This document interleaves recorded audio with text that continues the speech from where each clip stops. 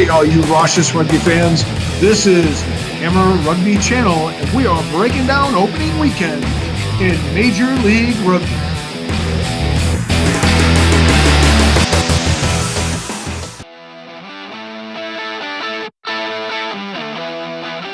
For those of you that missed this week's action, check out the results from opening weekend.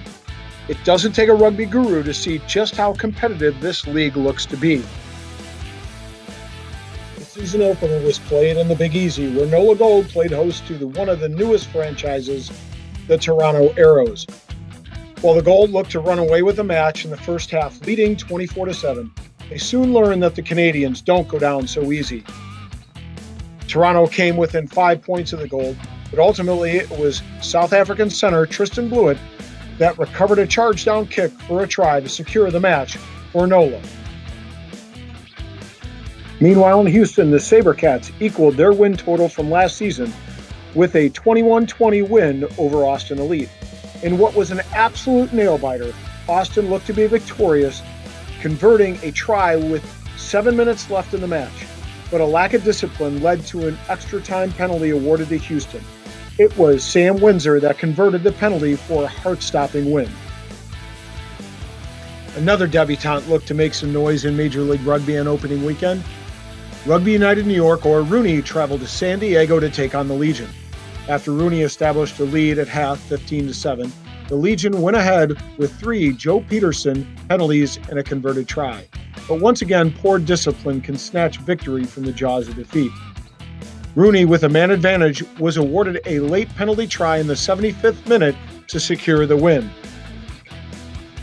With a bye this week, all eyes will be on the Utah Warriors as they open their season in Austin next week.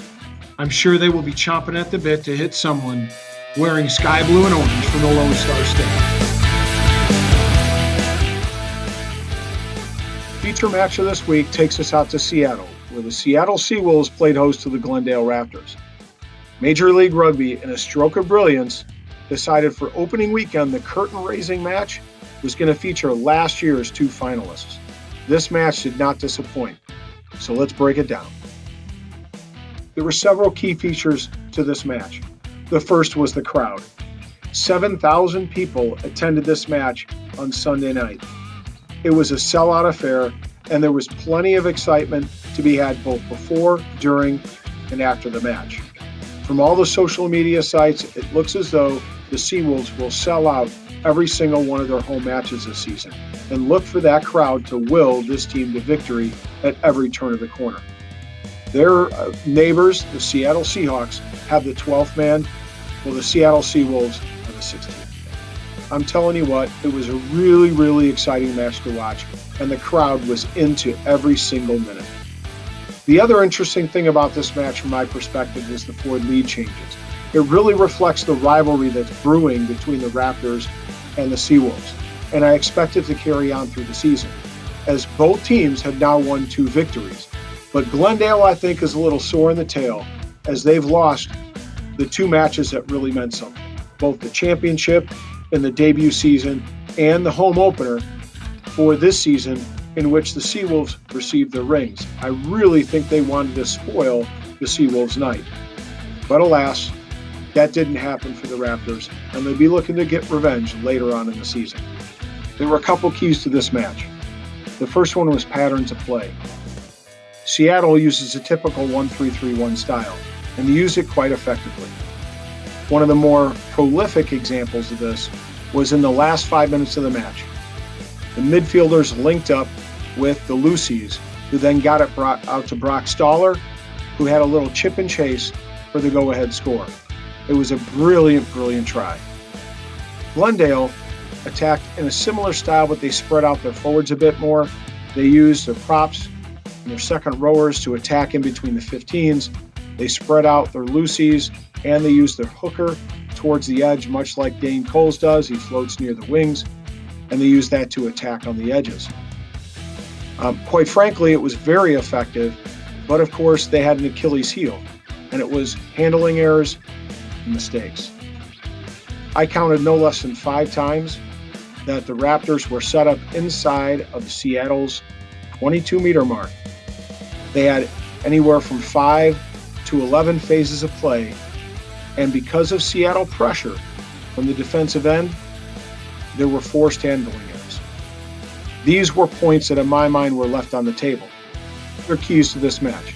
One of them was substitutions.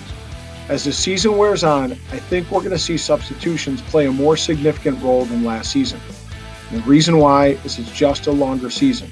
So their coaches are going to need to use substitutions judiciously.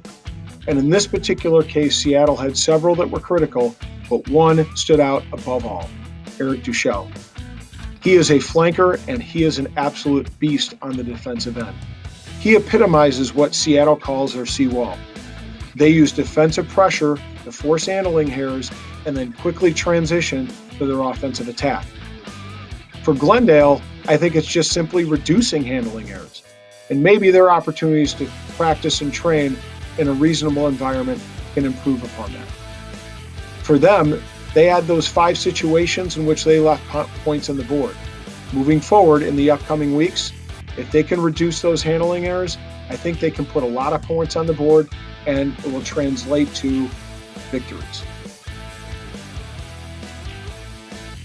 After the opening round's scintillating action, we get our first look at the standings. NOLA stands atop the table, having earned a bonus point in their victory. But make no mistake, last year's champions, Seattle, will be hunting for gold as they set their sights on table supremacy. Don't forget about the new kids on the block, Rooney with 4 points in their victory, and Toronto with 2 points. Toronto, Rooney, and Houston will be idle this week, so expect the standings to look very different on Sunday night. Week 2 of Major League Rugby is fast approaching. All 3 games that are coming up this weekend will be televised on ESPN+. So check out the app, definitely worth the $5, and you'll be able to see this weekend's MLR action.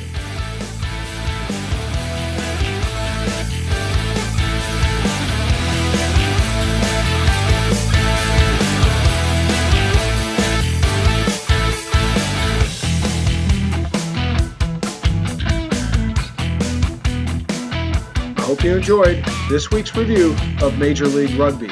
If you did, click like and subscribe to let me know. Also, you can leave some comments about what you might like to see covered in upcoming episodes.